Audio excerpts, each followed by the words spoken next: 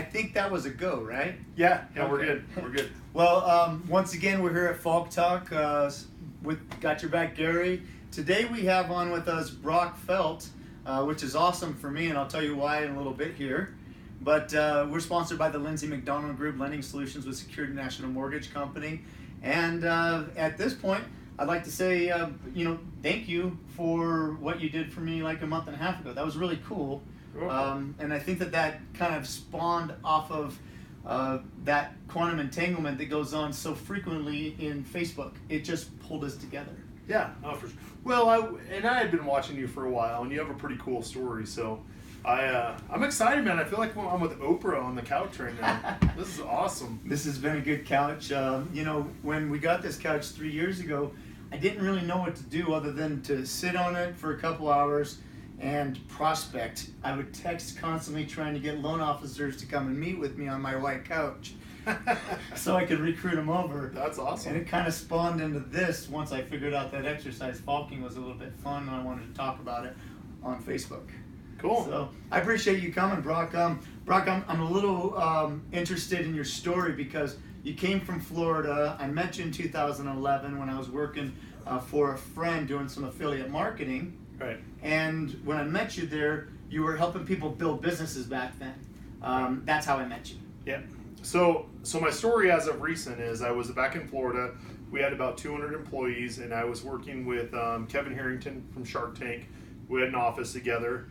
I worked with George Foreman and a bunch of other people. But basically, when they would go on the TV show, we would take all the products that would come in prior to the show, and then we'd put them online and test them or do market research. And if they were cool, then we would give them the go-ahead, and they would buy the products, or we would just take products and launch them on our own. So we were doing internet with them. We were doing infomercials, getting them into Home Shopping Network, QVC, Target, Walmart.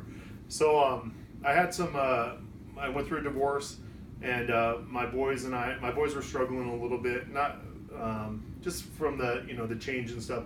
So we decided to kind of walk away from business for a while. So I've been a hermit for about 2 or 3 years, just being a dad and hanging out with my kids. And well, I saw your I sorry to interject. No. I actually saw your abs posted on Facebook.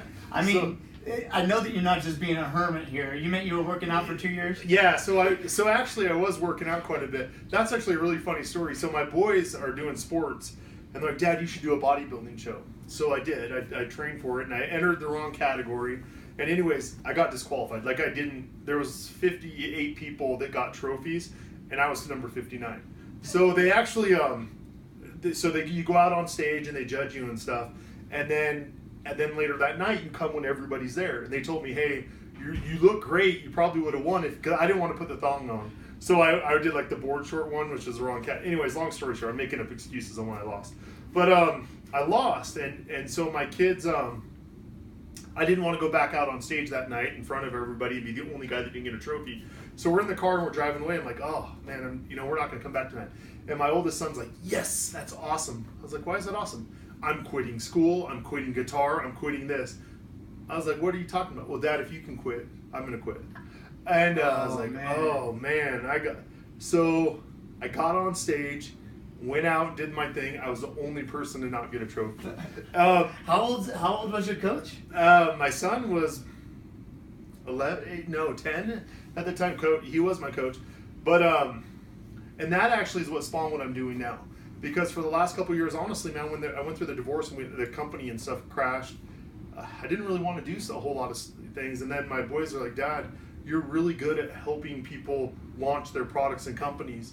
Dad, you're really bad at running them. So so that's actually what spawned this coming out. Is my oldest son owns Bow Soap. And my other son is launching Buddha's Bees. His name is, we call him Buddha, but he was doing. So I'm really, really good at launching companies. I'm really, really bad at managing them. Tell me about Buddha's Bees. So Buddha's Bees, we're setting up beehives all across the United States.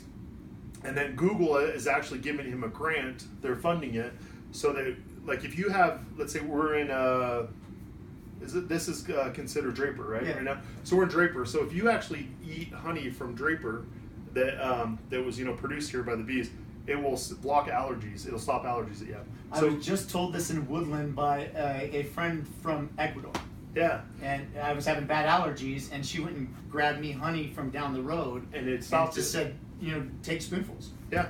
and it'll stop you from. So that's what we're doing as one of the projects. So I've always been really good at launching them. I guess it's not bragging if you can back it up, but I've always been really good at launching them. I'm just really bad at running companies. So a lot of so George Foreman hired me, Vanilla Ice. I've worked with him, a bunch of celebrities, and then I love just working on local, smaller projects. I'm good at launching them. I'm bad at running them. So that sounds more like a confession right now. What?